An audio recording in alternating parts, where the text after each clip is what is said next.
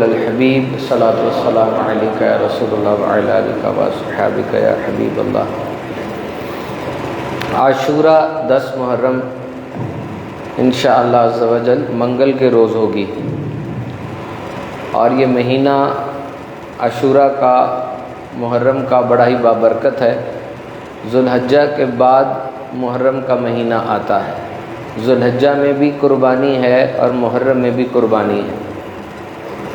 10 محرم امام حسین رضی اللہ تعالیٰ عنہ کی شہادت، یہ ایک بہت نمایاں واقعہ ہے، لیکن صرف ایک واقعہ یہ نہیں ہے، بلکہ 10 محرم کو اور بھی واقعات تاریخ اسلام میں مشہور موجود ہیں۔ تو سوال یہ ہے کہ عاشورہ کے دن کون سے کام کیے جائیں؟ نمبر 1، روزہ رکھا جائے، اور ایک روزہ نہیں، 9 اور 11 کا روزہ ملا لیا جائے، یا 9-10 کا یا 10-11 کا۔ صدقہ دیا جائے، نفل نماز پڑھی جائے، بیمار کی عیادت کی جائے، 1000 بار قل اللہ شریف پڑھا جائے، غسل کیا جائے، ناخن کاٹے جائیں، سرما لگایا جائے، علماء کی زیارت کی جائے، والدین کا اکرام کیا جائے، اور پھر یتیم کے سر پہ ہاتھ پھیرا جائے۔ اور ایک بہت بڑی فضیلت یہ ہے کہ اپنے گھر والوں، اہل و عیال، بیوی بچوں کے اوپر فراخی کی جائے، اچھے اچھے کھانے پکا کے ان کو کھلائے جائیں۔ تو فرمایا اس سے سارا سال گھر میں برکت رہے گی۔ عصمت سرما اگر لگایا جائے تو انشاءاللہ عز و جل سارا سال آنکھیں نہیں دکھیں گی۔ تو یہ کچھ معمولات ہیں جو میں نے آپ کو بتایا۔ اور یہ بھی فرمایا گیا کہ حضرت آدم علی نبینا علیہ الصلوۃ والسلام کی توبہ وہ 10 محرم کو عاشورہ کے دن قبول ہوئی تھی۔ تو ہمیں بھی چاہیے انتہائی رقت کے ساتھ اس روز توبہ کریں، استغفار کریں، اور اس پر استقامت کی ہمیشگی کی بھیک مانگیں۔ تو 10 محرم کے دن روزہ رکھنا، نبی پاک صلی اللہ تعالیٰ علیہ وسلم نے ارشاد فرمایا، میرا اللہ پر گمان ہے کہ عاشورہ کا روزہ 1 سال پہلے کے گناہوں کا کفارہ بن جائے گا۔ عاشورہ کا روزہ، نبی پاک صلی اللہ تعالیٰ علیہ وسلم کا فرمان ہے، مجھے اللہ تعالیٰ پر گمان ہے کہ عاشورہ کا روزہ 1 سال پہلے کے گناہ مٹا دیتا ہے۔ تو پیر منگل کا روزہ رکھ لیں، منگل بدھ کا روزہ رکھ لیں، کیونکہ جب نبی پاک صلی اللہ تعالیٰ علیہ وسلم مدینہ تشریف لائے تو یہ لوگ روزہ رکھتے تھے عاشورہ کا۔ تو کہنے لگے وجہ یہ بتائی کہ اس دن حضرت موسیٰ علیہ السلام کو قبطیوں سے رہائی ملی تھی۔ تو نبی پاک صلی اللہ علیہ وسلم نے فرمایا کہ حضرت موسیٰ علیہ السلام کا حق ہمارے اوپر زیادہ ہے، ہم بھی روزہ رکھیں گے، اور اگلے سال 10 محرم کے ساتھ ایک روزہ اور شامل کر لیں گے۔ تو بڑی بشارت ہے کہ عاشورہ کا روزہ 1 سال پہلے کے گناہ مٹا دیتا ہے۔ میرے محترم سامعین کرام، 10 محرم کو جو شہادت کا واقعہ ہوا امام حسین رضی اللہ تعالیٰ عنہ کا، یہ اگنوریبل نہیں ہے۔ This is one of the most unique incident ever happened in the history of humanity. I'm not talking about the history of Islam, but the history of humanity. کیونکہ حضرت امام حسین رضی اللہ تعالیٰ عنہ کے دور میں روئے زمین پر ان کے لیول کا کوئی بندہ نہیں تھا جو ان کا رتبہ ہے۔ کتنی احادیث ہیں امام حسن اور امام حسین کے حوالے سے۔ امام حسن کا ذکر آتا ہے، امام حسین کا ذکر آتا ہے، امام حسن اور حسین کا مل کے بھی حدیث میں ذکر آیا۔ آپ نے حدیث پاک سنی ہوگی، بڑی مشہور ہے کہ نبی پاک صلی اللہ تعالیٰ علیہ وسلم نماز ادا فرماتے تو امام حسن قدمین شریفین پاؤں مبارک کے بیچ میں سے نکل جاتے، آپ سجدہ کرتے، شہزادے اوپر سوار ہو جاتے، حضور گردن مبارک نہیں اٹھاتے تھے، سجدہ طویل کر دیتے تھے۔ ایک صحابی آئے، حضور نے چادر اوڑھی ہوئی تھی، چادر میں کوئی حرکت سی ہو رہی تھی، تو چادر ہٹائی تو امام حسن اور امام حسین وہ برکتیں حاصل کر رہے تھے۔ نبی پاک صلی اللہ علیہ وسلم نے فرمایا کہ یہ میرے بیٹے، میری بیٹی کے بیٹے ہیں، اے اللہ میں ان سے محبت کرتا ہوں تو بھی ان سے محبت فرما، اور جو ان سے محبت کرتا ہے تو ان سے بھی محبت فرما۔ تو امام حسن امام حسین یہ دونوں کی جو ہستی ہے یہ میچبل نہیں ہے۔ امام حسین ابھی کہاں ہیں، اس وقت کہاں ہیں؟ آپ جنت میں ہیں، اور جنت کے بھی ان درجات میں ہیں کیونکہ آپ کو نبی پاک صلی اللہ علیہ وسلم نے فرمایا کہ یہ جنتیوں کے سردار ہیں۔ تو سردار کہاں ہوتا ہے؟ سارے جنتی ہوں گے تو جنت کے بھی ہائیسٹ درجے پر آپ موجود ہیں۔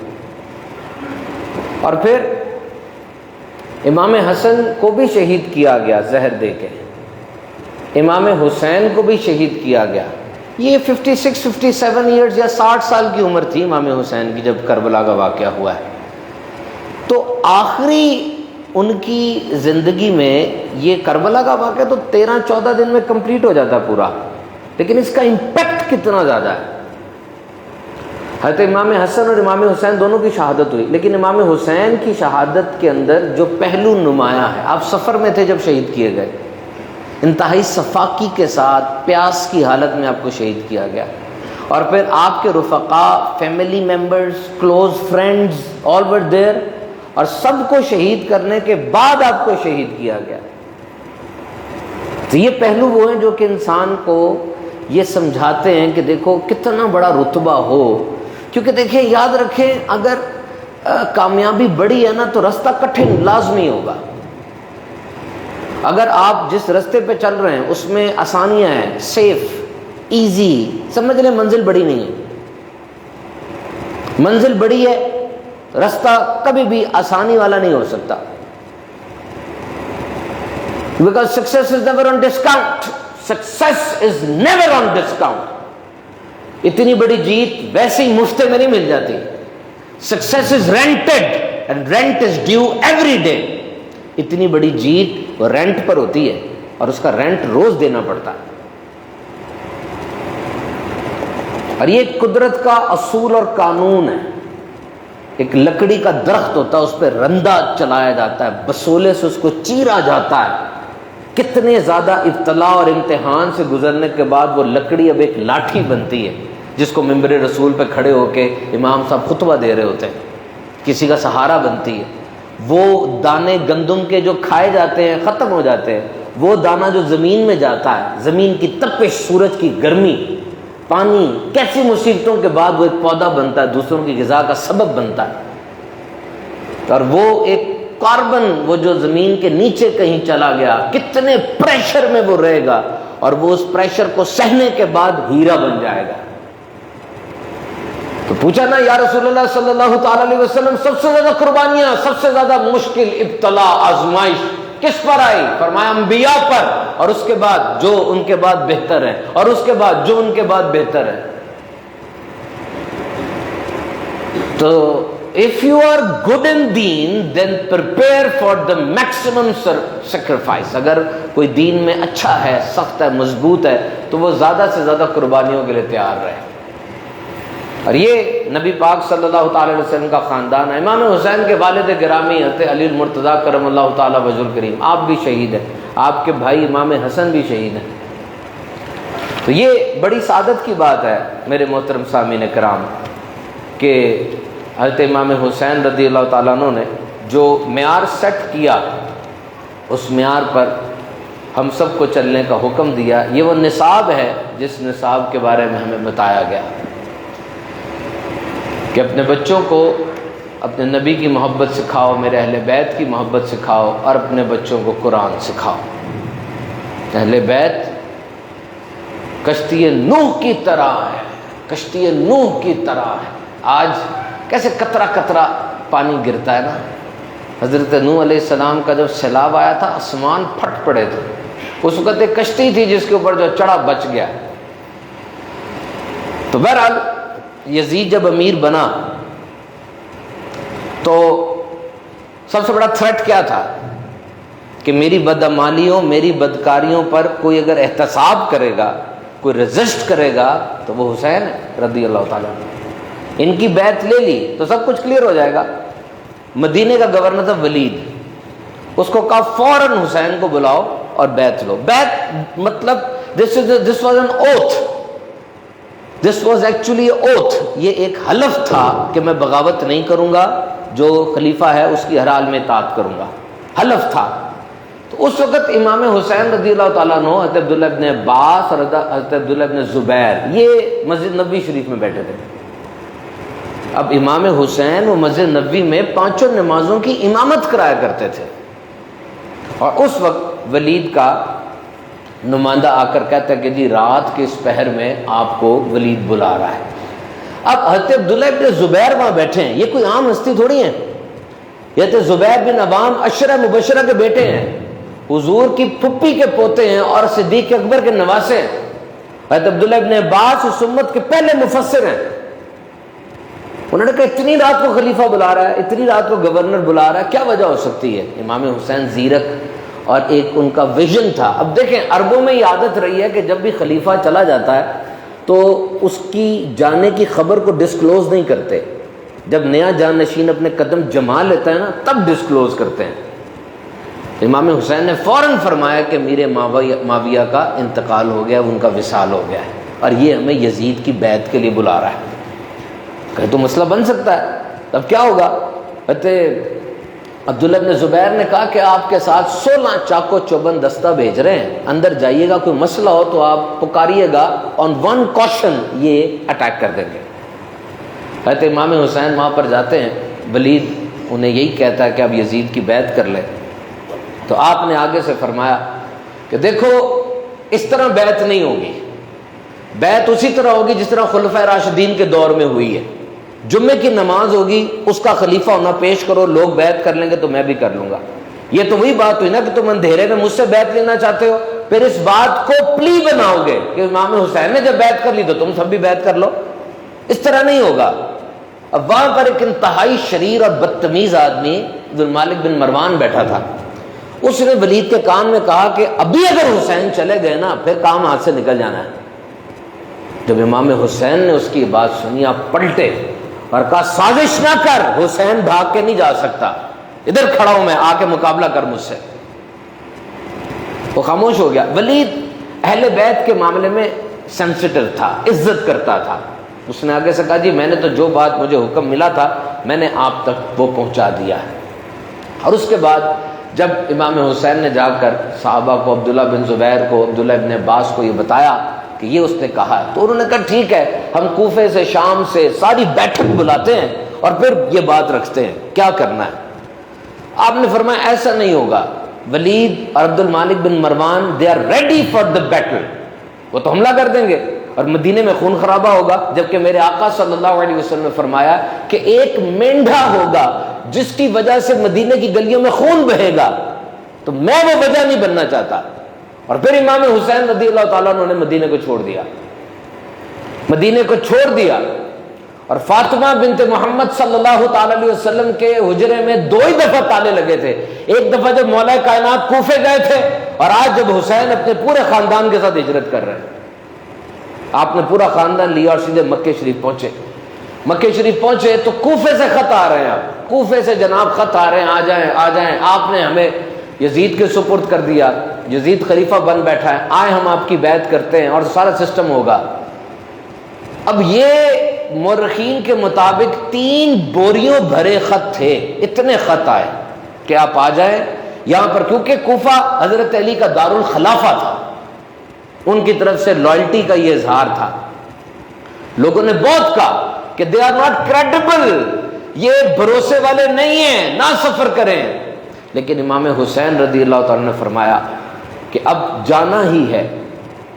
پھر آپ نے حضرت مسلم بن عقیل رضی اللہ تعالیٰ عنہ کو بھیجا. یہ بھی حضرت علی کی اولاد میں سے ہیں اور انتہائی زیرک، فہم رکھنے والے، موقع شناس اور بہت ہی عقل مند آدمی ہیں.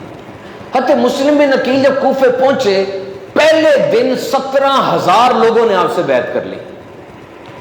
اور کوفے میں اس وقت نعمان بن بشیر گورنر تھا جو کہ بڑا خدا ترس اور اہل بیت سے محبت کرنے والا تھا.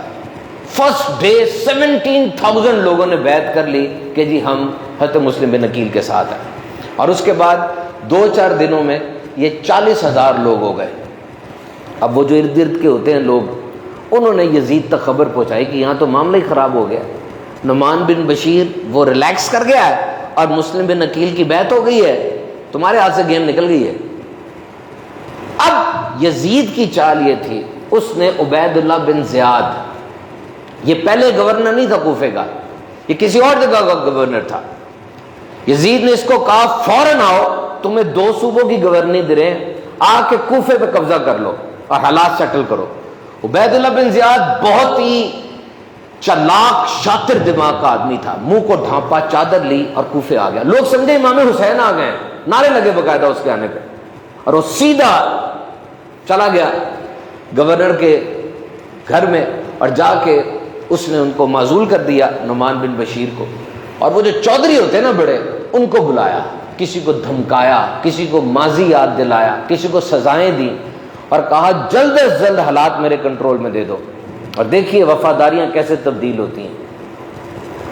حضرت مسلم بن عقیل کے ساتھ 40,000 لوگ تھے, اور جب یہ ظلم و ستم شروع ہوا عبید اللہ بن زیاد کا, یہ 40,000 7,000 رہ گئے.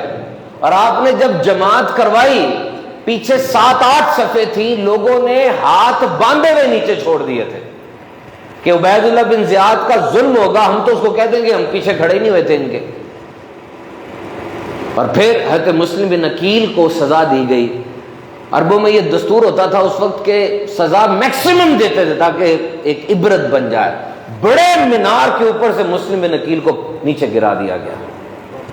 آپ شہید ہو گئے اور ان کی لاش کو, میت کو لٹکا دیا گیا. مائیں اپنے بچوں سے کہتی تھی ہم نے امام حسین کا ساتھ نہیں دینا. ڈر پھیل گیا, پینک پھیل گیا.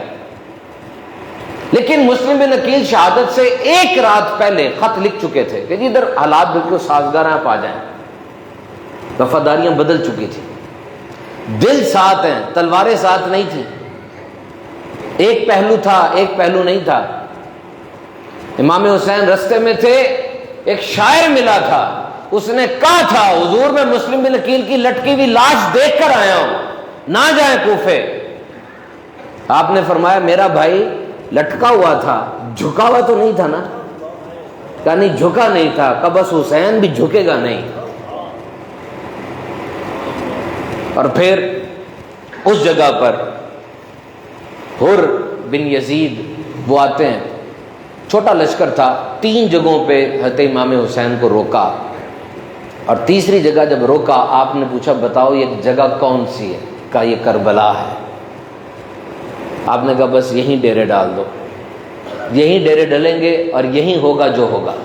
بی بی زینب رضی اللہ تعالیٰ عنہ نے عرض کی امام حسین سے کہ بتائیے آپ کو اتنی جگہ پہ روکا گیا, آپ نہیں رکے, کیا وجہ ہے؟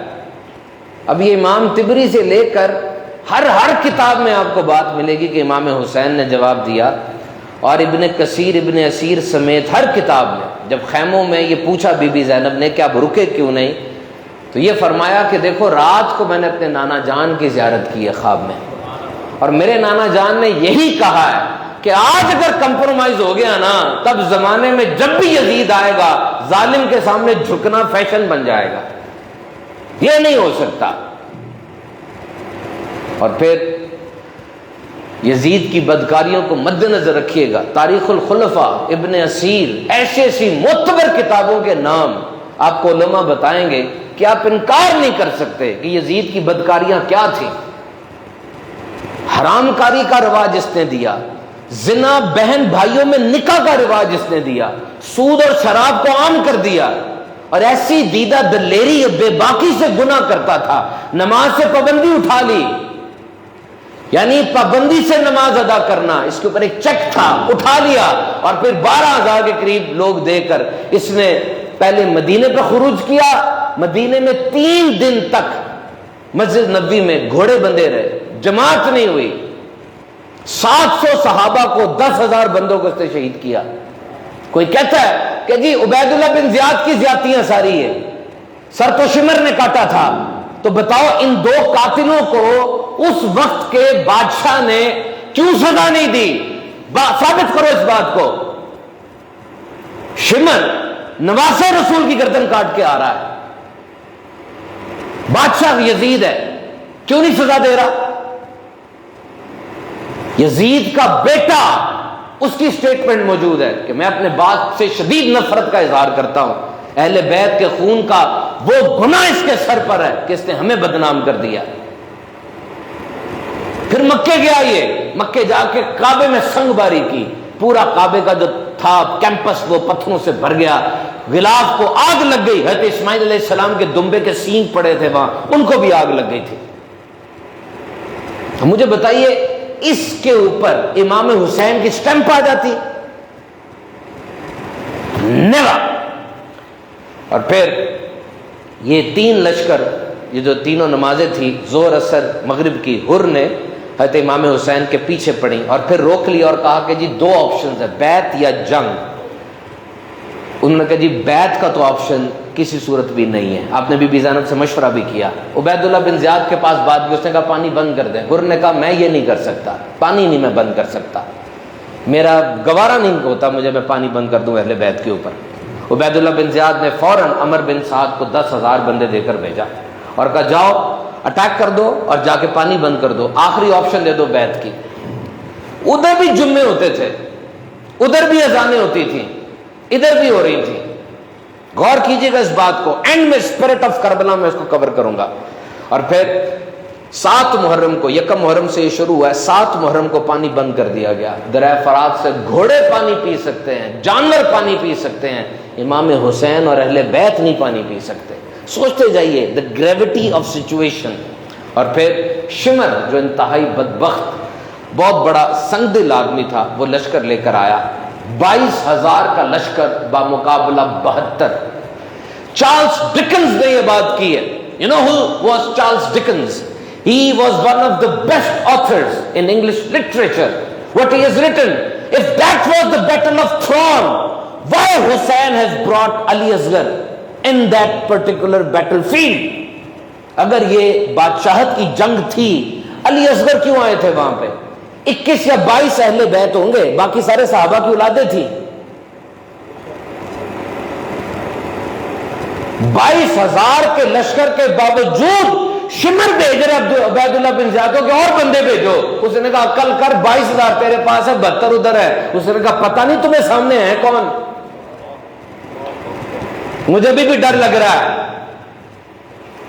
اور پھر 9 محرم کو جب کہا کہ اب جنگ ہوگی، امام حسین نے کہا مجھے 1 دن کی اور مہلت دو۔ یہ دستور رہا ہے، جب مہلت مانگ لی جاتی ہے مہلت دی جاتی ہے، لیکن اتنے بدبخت انہوں نے کہا مہلت نہیں ملے گی، 9 محرم کو ہی ہوگا۔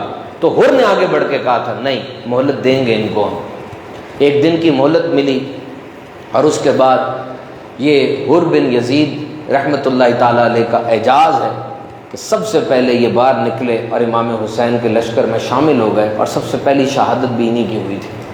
آج یزید کا نام و نشان نہیں ہے، کیسے مرا وہ مجھے ہسٹری میں پتہ نہیں ہے اس بات کا، شاید وہ محل میں تھا، محل گر گیا، یا اپنی کسی داشتہ کے ساتھ کسی درخت کے نیچے عیش و عشرت میں مصروف تھا کہ اس داشتہ نے پھر خنجر نکالا اور یہ کہا کہ جو اہل بیت کا نہیں ہوا وہ کسی کا نہیں ہو سکتا، کہہ کے اس کو ادھر ہی مار دیا۔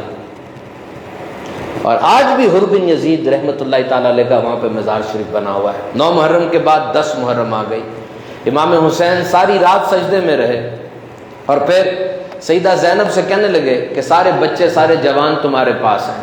اب میدان جنگ کے اندر شروع ہونے لگا۔ اب دیکھیے جب امام حسین یزیدی لشکر کے سامنے آئے، آ کر جو تقریر کی اور کہا کان کھول کر اور آنکھیں کھول کر دیکھو تمہارے سامنے کھڑے کون ہیں، بھول گئے حسن و حسین جنتی مردوں کے سردار ہیں، یہ فرمان بھول گئے ہو؟ میں تم سے کوئی اجرت نہیں مانگتا، صرف اپنے قرابت داروں کی محبت مانگتا ہوں، بھول گئے یہ بات؟ میں تم میں 2 بھاری چیزیں چھوڑے ہوئے جا رہا ہوں، ایک قرآن ایک اہل بیت، بھول گئے یہ بات؟ وہ واقعی بھول گئے تھے۔ ہسٹری اٹھا کے دیکھیں، عبید اللہ نے عمر بن سعد کو کہا تھا تجھے رے شہر، بڑا زرخیز شہر تھا، اس کی گورنری دوں گا، تب وہ آیا تھا۔ کیا گیم ہو رہی ہے یہ؟ اور پھر امام حسین رضی اللہ عنہ کے بارے میں جو مسکنسپشنز کربلا کے بارے میں پھیلائی جاتی ہے، امام حسین کے 4 بیٹے، وہ امام حسین کے 4 بھائی وہ کربلا میں تھے، یہ امام حسین کے بھائی ہیں تو حضرت علی کے بیٹے بنے نا، دوسری ماؤں سے تھے سیدہ کائنات کے علاوہ. ان میں عباس بن علی ہیں، ابو بکر بن علی ہیں، عمر بن علی ہیں، عثمان بن علی ہیں. یعنی حضرت علی نے اپنے بیٹوں کے نام خلفائے راشدین کے نام پہ رکھے ہوئے ہیں، لیکن ہمیں ہسٹری میں بتایا نہیں جاتا. کیوں؟ صرف اس لیے کہ ان کے نام خلفائے راشدین کے نام پر ہے. یہ چاروں بھی وہاں موجود ہیں. حضرت زینب رضی اللہ عنہ کے 2 شہزادے اون اور محمد بھی ہیں، جن کے بارے میں زینب نے کہا تھا میرا بھائی حسین بعد میں جائے گا، پہلے یہ قربان ہوں گے، اور دونوں پہلے قربان ہوئے تھے. اور پھر قاسم بھی ہیں، امام حسن کے بیٹے ہیں، 16 سال کا نوجوان ہے. کہتے ہیں امام پہلے میں جاؤں گا، کہا نہیں تجھے نہیں بھیجوں گا، تو میرے بھائی کا بیٹا ہے. کہا نہیں یہ تعویذ ہے، یہ تعویذ میرے باپ نے کہا تھا کہ اس کو کھولنا جب کوئی مشکل حالت آ جائے. کربلا سے بڑی مشکل کیا ہے، آئے اس کو کھولتے ہیں. وہ تعویذ نہیں تھا، رکا تھا، رکا کھلا، اس پہ لکھا تھا کہ اے قاسم اگر ایسا وقت آ جائے امام حسین پہ تو نے آگے بڑھ کر ان کی رکھوالی کرنی ہے، تو پہلے جائے گا. مت کربلا کا ذکر کرتے ہوئے ایسا انداز اختیار کرے کہ جیسے کوئی مظلومیت ہے، جیسے پیاسے ہیں. ارے دلیری شجاعت کی مثال کربلا سے بڑھ کر کدھر نہیں ہے. اٹھا لو ساری کتاب. 16 سال کا لڑکا قاسم میدان میں گیا ہے، 17 سے زیادہ لوگوں کو قتل کر کے واپس آئے ہیں، شان سے واپس آئے ہیں. اور پھر جب پیچھے تیر لگا امام حسین گئے. زینب کہہ رہی ہے پیچھے پردے سے کہ میں دیکھ رہی ہوں میرے بھائی کا بیٹا نیچے گر رہا ہے. اور امام حسین جب جا کے پکڑتے ہیں، طبری اپنی کتاب میں لکھتے ہیں، امام حسین کہتے ہیں آج میری آنکھوں کے سامنے اگر ابراہیم علیہ السلام ہوتے تو میں عرض کرتا کہ حضور آپ تو بیٹے کو قربان کر رہے تھے، آنکھوں پہ پٹی باندھ لی تھی، حسین کی تو کھلی آنکھوں کے سامنے بیٹے گر رہے ہیں. اور پھر اس کے بعد شبیہ پیغمبر علی اکبر آئے تھے. یہ وہ ہے کہ صحابہ کرام جب حضور کی زیارت کا دل کرتا کہ علی اکبر کو دیکھا کرتے تھے، اور جنہوں نے نہیں دیکھا ہوتا تھا پیارے آقا علیہ الصلوۃ والسلام کو علی اکبر کے چہرے کی زیارت کرتے تھے. علی اکبر گلیوں میں نکل جاتے، لوگ چھتوں پہ کھڑے ہو جاتے تھے کہ علی اکبر شہزادہ آ رہا ہے. وہ آئے، انہیں بھی شہید کر دیا گیا. اور علی اصغر کو تو امام حسین اٹھا کے لے کے جا رہے تھے نا، جب تیر لگا اور تیر امام حسن کے بھی ان کے گلے میں لگ کے ہاتھ میں چبھ گیا تو امام حسن نے وہ خون اوپر اچھالا تھا اور کہا تھا مالک دیکھ میں نے تو 6 ماہ کا علی اصغر بھی نہیں بچایا، علی اصغر بھی نہیں بچایا، کیونکہ کامل مومن ہو ہی نہیں سکتا جب تک یہ اسلام اور رسول اللہ کی ذات جان مال اولاد سے زیادہ پیاری نہ ہو جائے. دیکھو کربلا میں اس کا سب سے بڑا پریکٹیکل مظاہرہ. اتنے بچے شہید ہو جائیں، دنیا سے آنکھوں کے سامنے چلے جائیں، باپ کے پاس رہتا ہی کیا ہے؟ مجھے بتائیں آپ اس معاشرے میں رہتے ہیں، بابے کا بیٹا فوت ہو گیا، اب بابا غشی سے گر رہا ہے، وہ جو چارپائی اسے ٹیک لگا کر بیٹھا میرا بیٹا چلا گیا. لوگ پوچھتے اسے کیا ہوا؟ کہا اسی کا تو بیٹا گیا. سارے جنازے میں غشی کے دورے پڑ رہے، 10 سال بعد بھی بیٹا یاد آتا ہے، چیخ مار کے بابا کھڑا ہو جاتا ہے، آئے میرا بیٹا. سلام نہیں میرے حسین پر. یہ کون سی وقار ہے؟ بلا کا شاہ سوار ہے، لباس سے پھٹا ہوا، غبار سے اٹا ہوا، پھر بھی ہے ڈٹا ہوا. یہ نبی کا نور عین ہے، یہ بالیقین حسین ہے. باغپن کے ساتھ ہتھیار سجا کے حسین اب میدان میں آتے ہیں، سجدے میں سر ہے، شمر آگے بڑھ کے سر کاٹ لیتا ہے. اس سر اقدس کی بے ادبی کی ہے یزید نے. جب کھڑے ہو کے صحابی رسول نے کہا تھا مت اپنی چھڑی ان ہونٹوں پہ لگا، میں نے سینکڑوں بار دیکھا ان ہونٹوں کو نبی پاک چوما کرتے تھے. بی بی زینب کی اور اس پردہ دار خواتین کی ان کی بے عزتی کی گئی ہے. کیسے کمپرومائز کر لیں ہم؟ مجھے بتائیں ہاؤ وی کین کمپرومائز. یہ باتیں سن کر بھی آپ اس بات کا ساتھ دیں گے؟ What is the spirit of Karbala? Listen carefully. What is the lesson from Karbala? سبق کیا دے رہا ہے کربلا؟ سنو. نمبر 1 یاد رکھنا، یزید کسی بھی دور میں آئے یس نہیں کہنا، نو کہہ دینا اس کو. ریڈ لائن ہے یہ. Never compromise on standard. معیار پر کبھی سمجھوتا نہ کر لینا. دیر از نو ہارڈ اور سافٹ اسلام. اسلام از اسلام. کوئی سخت اور نرم اسلام نہیں ہوتا. اسلام اسلام ہوتا ہے جو میرے آقا علیہ الصلوۃ والسلام کے دامن اقدس سے برستی ہوئی پھولوں کی برسات ہے. اور اگر تم انفلوئنسر ہو، تمہاری بات لوگ سنتے ہیں، تمہاری پیروی کرتے ہیں، تمہاری بات پہ یس کرتے ہیں آنکھیں بند کر کے، خدا را احساس کر لینا صحیح چیز پہنچانا ان کو. ابو بکر صدیق نے کہا تھا رضی اللہ تعالیٰ عنہ، ایک رسی بھی زکوٰۃ کی کم دو گے نا میں جہاد کروں گا. امام حسین نے علی اکبر علی اصغر کی شہادت اپنی آنکھوں سے دیکھی، لچک اختیار نہیں کی. اور پھر رہنمائی کا معیار کیا ہے؟ مکسنگ کر دیتے ہو، کچھ اسلام سے لے لیا کچھ ادھر ادھر سے لے لیا. کیوں ایسے کرتے ہو؟ رہنمائی کا معیار صرف اسلام کو بنانا ہے. دیکھ لو پوری دنیا میں آج کیا ہو رہا ہے تمہارے ساتھ، کچھ ادھر سے کچھ ادھر سے کچھ ادھر سے کچھ ادھر سے ملغوبہ بنا لیا. رہنمائی صرف اسلام سے، ملاوٹ نہیں کرنی. نمبر لاسٹ، عزت وہ جسے اسلام عزت کہتا ہے، ذلت وہ جس کو اسلام ذلت کہتا ہے. کوئی تیسرا معیار اس میں نہیں بنانا. قتل حسین اصل میں مرگ یزید ہے. اسلام زندہ ہوتا ہے ہر کربلا کے بعد. آمین بجاہ نبی نمین صلی اللہ تعالی علیہ وسلم.